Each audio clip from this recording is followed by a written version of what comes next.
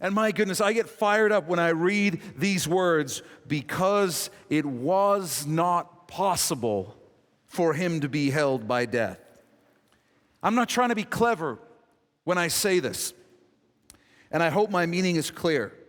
But when you peel back the layers, Scripture reveals that the resurrection was not a miracle. It was not a miracle.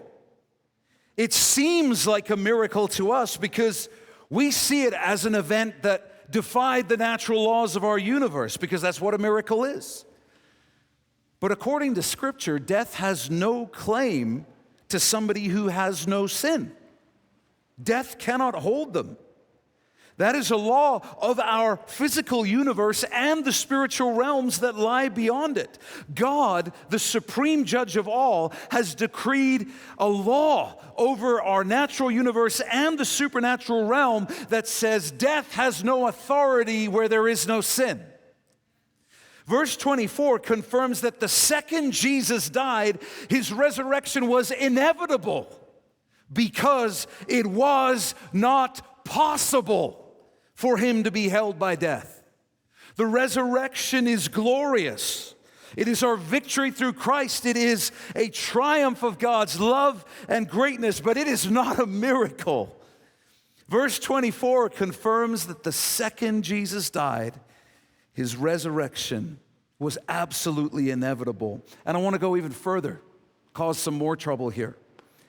I want to suggest that God loving us is not a miracle either. It's astonishing to us. It's a mystery to us, because I know me.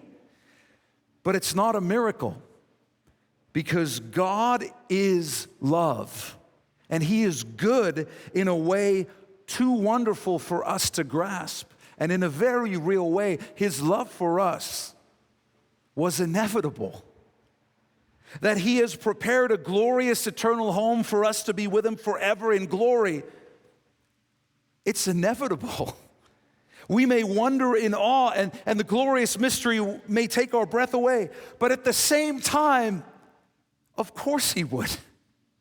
Of course he would. Of course Jesus would create us, knowing it would cost him his life. Of course he would take on our sin, die in our place, and rise from the dead.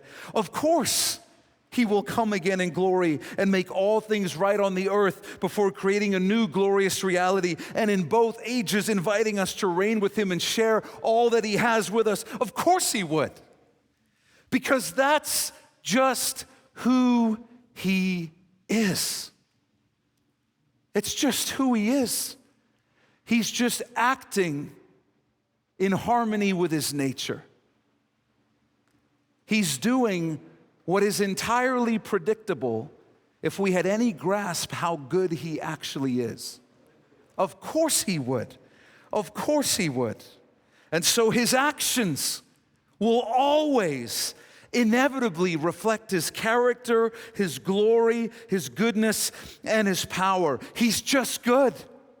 He's just love. He's just kind. He's just merciful. He's just grace upon grace upon grace. And God's goodness toward you is just inevitable, because that's just who he is. It's just who he is.